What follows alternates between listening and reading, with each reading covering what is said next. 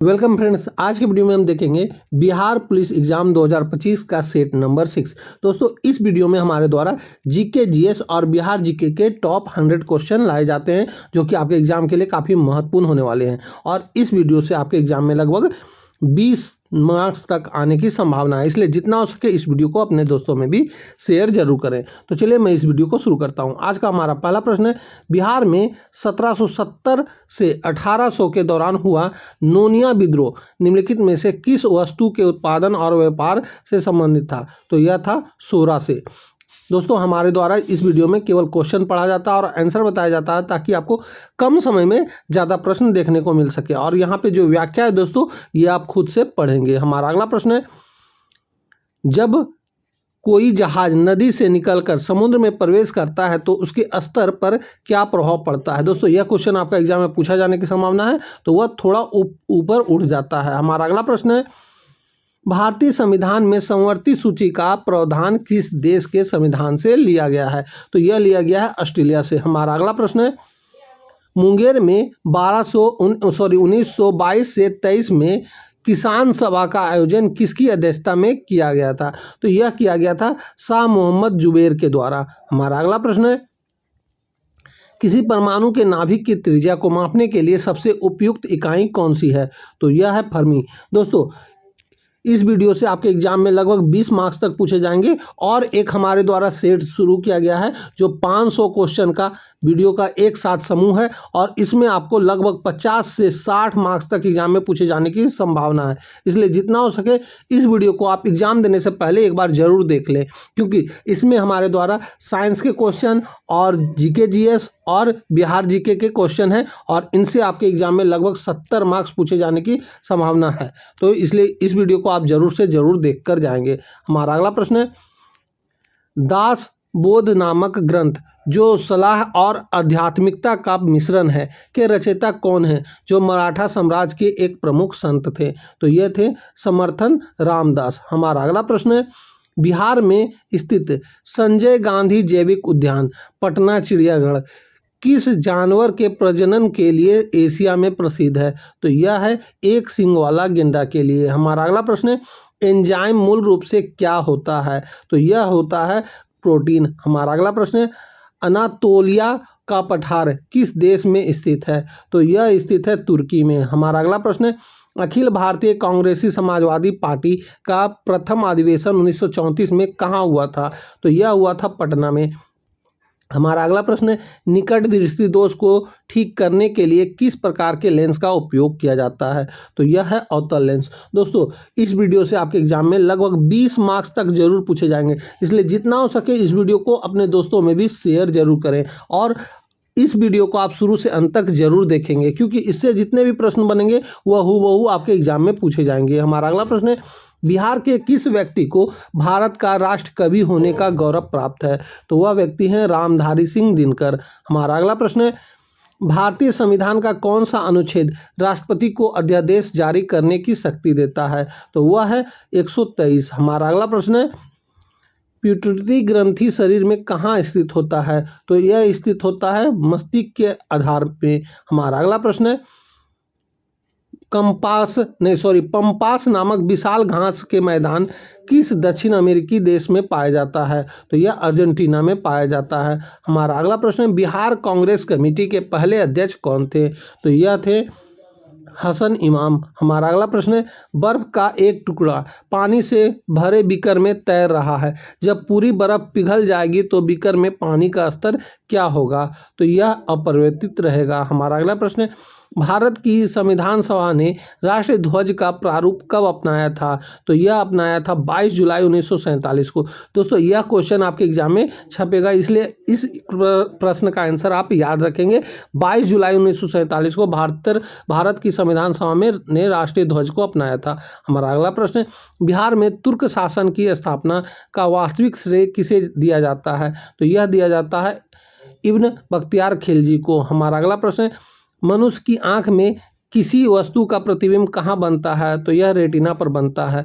हमारा अगला प्रश्न है, बिहू किस राज्य का प्रसिद्ध लोक नृत्य और त्यौहार है? तो यह है असम का। हमारा अगला प्रश्न है, आगा खां कब किस खेल से संबंधित है? तो यह संबंधित है हॉकी से।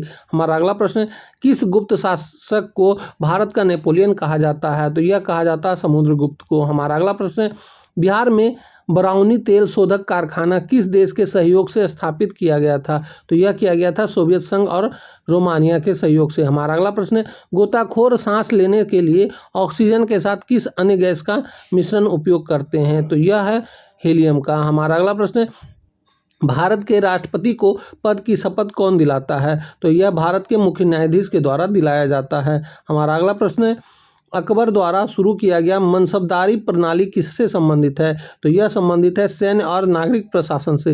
दोस्तों, इस वीडियो में आपके द्वारा लगभग 20 मार्क्स पूछे जाएंगे और हमारे द्वारा एक 500 क्वेश्चन का जीके, जीएस और साइंस का सीरीज चल रहा है। इससे आपके एग्जाम में 50 से 60 मार्क्स तक पूछे जाने की संभावना है, इसलिए जितना हो सके इस वीडियो को अपने एग्जाम से पहले एक बार जरूर देख लें। हमारा अगला प्रश्न है, फणीश्वर नाथ रेणु का जन्म बिहार के किस जिले में हुआ था? तो यह हुआ था अररिया में। दोस्तों, यह भी क्वेश्चन आपके एग्जाम में आने की बहुत ज़्यादा संभावना है। हमारा अगला प्रश्न है, किस घटना के बाद रविन्द्रनाथ टैगोर ने अपनी नाइटहुड की उपाधि त्याग दी थी? तो वह घटना है जालियांवाला बाग हत्याकांड 1919 में। हमारा अगला प्रश्न है, आतिशबाजी में हरा रंग किस तत्व की उपस्थिति के कारण होता है? तो यह होता है बेरियम के कारण। हमारा अगला प्रश्न है, दक्षिण भारत की गंगा किस नदी को कहा जाता है? तो यह कहा जाता है गोदावरी को। हमारा अगला प्रश्न है, भारत की संविधान सभा का गठन किस योजना के तहत किया गया था? तो यह किया गया था कैबिनेट मिशन योजना के तहत। हमारा अगला प्रश्न है, बिहार का राजकीय पक्षी कौन सा है? तो यह है गौरैया। हमारा अगला प्रश्न है, पीतल में कौन कौन सी धातुएं होती है? तो यह होती है तांबा और जस्ता। हमारा अगला प्रश्न है, भारत के किस राज्य में नागरहोल राष्ट्रीय उद्यान स्थित है? तो यह है कर्नाटक में। हमारा अगला प्रश्न है, दिल्ली सल्तनत की पहली और एकमात्र महिला शासक कौन थी? तो यह थी रजिया सुल्तान। हमारा अगला प्रश्न है, 2011 की जनगणना के अनुसार बिहार का जनसंख्या घनत्व कितना है? तो यह है 1106। दोस्तों, यह क्वेश्चन भी आपके एग्जाम में छपने वाला है, इसलिए इसे आप याद रखिएगा। हमारा अगला प्रश्न है, ड्राई आइस किसे कहा जाता है? तो यह कहा जाता है ठोस कार्बन डाइऑक्साइड को, यानी CO2 को। हमारा अगला प्रश्न है, विश्व व्यापार संगठन की स्थापना कब हुई थी? तो यह हुआ था 1995 में। हम इसका डेट आप याद रखिएगा, 1 जनवरी 1995। और गेट का फुल फॉर्म भी आप याद रखिएगा। हमारा अगला प्रश्न है, स्वराज मेरा जन्मसिद्ध अधिकार है और मैं इसे लेकर रहूंगा, यह प्रसिद्ध नारा किसका था? तो यह था बाल गंगाधर तिलक का। हमारा अगला प्रश्न है, बिहार में गंगा नदी की सबसे बड़ी सहायक नदी कौन सी है? तो यह है घाघरा यानी सरयू नदी। हमारा अगला प्रश्न है, पौधों में भोजन का परिवहन किस ऊतक द्वारा होता है? तो यह होता है फ्लोएम के द्वारा। हमारा अगला प्रश्न है, अष्टाध्यायी नामक संस्कृत व्याकरण की प्रसिद्ध पुस्तक किसने लिखी थी? तो यह पाणिनि के द्वारा लिखा गया था। हमारा अगला प्रश्न है, भारत में पंचायती राज व्यवस्था का उद्घाटन सबसे पहले किस राज्य में किया गया था? तो यह किया गया था राजस्थान में। हमारा अगला प्रश्न है, बिहार का सबसे पूर्वी जिला कौन सा है? तो यह है किशनगंज। हमारा अगला प्रश्न है, सौरमंडल का सबसे बड़ा उपग्रह गैनीमेड किस ग्रह का उपग्रह है? तो यह है बृहस्पति का। हमारा अगला प्रश्न है, द्रोणाचार्य पुरस्कार किसे दिया जाता है? तो यह दिया जाता है सर्वश्रेष्ठ कोच को। हमारा अगला प्रश्न है, पानीपत का दूसरा युद्ध किसे के बीच हुआ था? तो यह हुआ था अकबर और हेमू के बीच। हमारा अगला प्रश्न है, 1916 में पटना में उच्च न्यायालय की स्थापना के समय भारत का वायसराय कौन था? तो यह था लॉर्ड हार्डिंग द्वितीय। हमारा अगला प्रश्न है, कोशिका की आत्मघाती थैली किसे कहा जाता है? तो यह कहा जाता है लाइजोसोम को। हमारा अगला प्रश्न है, भारत की पहली महिला लोकसभा अध्यक्ष कौन थी? तो यह थी मीरा कुमार। हमारा अगला प्रश्न है, बिहार की राजकीय मछली कौन सी है? तो यह है मांगुर। हमारा अगला प्रश्न है, गाड़ियों में इस्तेमाल होने वाले हाइड्रोलिक ब्रेक किस सिद्धांत पर कार्य करते हैं? तो यह कार्य करता है पास्कल का नियम पर। हमारा अगला प्रश्न है, भारत का सबसे दक्षिण बिंदु कौन सा है? तो यह है इंदिरा पॉइंट। हमारा अगला प्रश्न है, गौतम बुद्ध वन्यजीव अभयारण्य बिहार के किस जिले में स्थित है? तो यह स्थित है गया में। हमारा अगला प्रश्न है, सूर्य ग्रहण कब होता है? तो यह होता है जब चंद्रमा सूर्य और पृथ्वी के बीच आ जाता है तब। हमारा अगला प्रश्न है, माई कंट्री माई लाइफ किसकी आत्मकथा है? तो यह है लाल कृष्ण अडवाणी का। हमारा अगला प्रश्न है, भारत की सबसे लंबी सहायक नदी कौन सी है? तो यह है यमुना। हमारा अगला प्रश्न, बिहार के किस शहर को लीची की भूमि कहा जाता है? तो यह है मुजफ्फरपुर। हमारा अगला प्रश्न है, बेकिंग सोडा का रासायनिक नाम क्या है? तो यह है सोडियम बाइकार्बोनेट। इसका सूत्र आप याद रखिएगा, NaHCO3 होता है। हमारा अगला प्रश्न है, भारत का राष्ट्रीय वृक्ष कौन सा है? तो यह है बरगद। हमारा अगला प्रश्न है हड़प्पा सभ्यता की खोज किसने की थी, किस वर्ष हुई थी? तो यह हुआ था 1921 में। किसके द्वारा की गई थी? तो दयाराम साहनी जी के द्वारा। हमारा अगला प्रश्न है जनसंख्या की दृष्टि से बिहार का सबसे बड़ा जिला कौन सा है? तो यह है पटना। हमारा अगला प्रश्न है मनुष्य के रक्त का पीएच मान लगभग कितना होता है? तो यह होता है 7.4। हमारा अगला प्रश्न है विश्व का सबसे छोटा महाद्वीप कौन सा है? तो यह है ऑस्ट्रेलिया। हमारा अगला प्रश्न है रामचरित्र मानस के रचयिता कौन है? तो यह है तुलसीदास। हमारा अगला प्रश्न बिहार के झारखंड राज्य कब अलग हुआ था? तो यह हुआ था 15 नवंबर 2000 को। दोस्तों ये सारे के सारे प्रश्न आपके एग्जाम में पूछे जाने की बहुत ज़्यादा संभावना है, इसलिए जितना हो सके इस वीडियो को अपने दोस्तों में भी शेयर जरूर करें। रसोई गैस में मुख्य रूप से कौन सी गैसें होती है? तो यह होती है प्रोपेन और ब्यूटेन।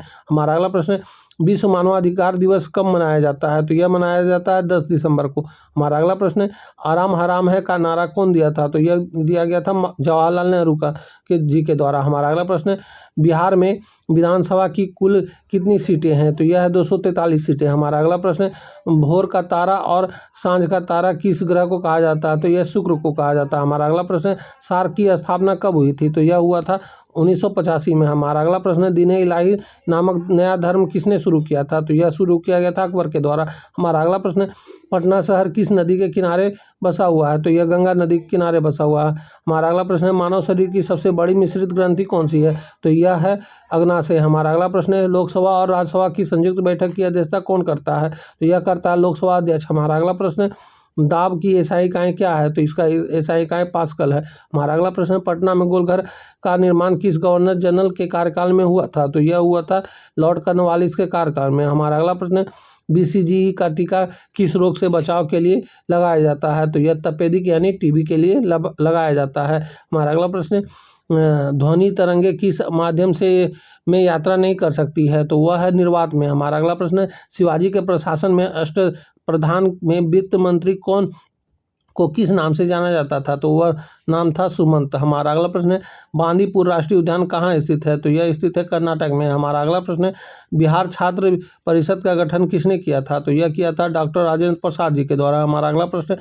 पेनिसिलिन जो पहली एंटीबायोटिक थी की खोज किसने की थी? तो अलेक्जेंडर फ्लेमिंग के द्वारा किया गया था। हमारा अगला प्रश्न है अर्जुन पुरस्कार किस क्षेत्र में उत्कृष्टता के लिए दिया जाता है? तो यह दिया जाता है खेलकूद में। हमारा अगला प्रश्न है वित्त आयोग के गठन का प्रावधान संविधान के किस अनुच्छेद में है? तो यह है 280 में। हमारा अगला प्रश्न है भारत का पर आक्रमण करने वाला प्रथम यूरोपीय कौन था? तो यह था सिकंदर। हमारा अगला प्रश्न है पायरिया बीमारी शरीर के किस अंग को प्रभावित करता है? तो यह मसूड़े को प्रभावित करता है। हमारा अगला प्रश्न है फॉरवर्ड ब्लॉक नामक पार्टी की स्थापना किसने की थी? तो यह किया गया था सुभाष चंद्र बोस जी के द्वारा। हमारा अगला प्रश्न है मुद्रा रक्षक नामक प्रसिद्ध नाटक जो मौर्य काल की जानकारी देता है कि लेखक कौन है? तो यह है विशाखदत्त। हमारा अगला प्रश्न है थॉमस कप का संबंध किस खेल से है? तो यह है बैडमिंटन से। हमारा अगला प्रश्न है एक उड़ते हुए हवाई जहाज में कौन सी ऊर्जा होती है? तो यह होती है स्थितिज और गतिज ऊर्जा दोनों। हमारा अगला प्रश्न है भारतीय संसद की ऊपरी सदन को क्या कहा जाता है? तो यह कहा जाता है राज्यसभा। हमारा अगला प्रश्न है बिहार विद्यापीठ जिसका उद्घाटन 6 फरवरी 1921 को महात्मा गांधी ने किया था कि प्रथम कुलपति कौन थे? तो यह थे मजरूल हक। हमारा अगला प्रश्न है रक्त समूहों की खोज किसने किया था? तो यह किया गया था कार्ल लेडस्टीनर के द्वारा। हमारा अगला प्रश्न है शिवाजी का राज्याभिषेक 1674 में कहाँ हुआ था?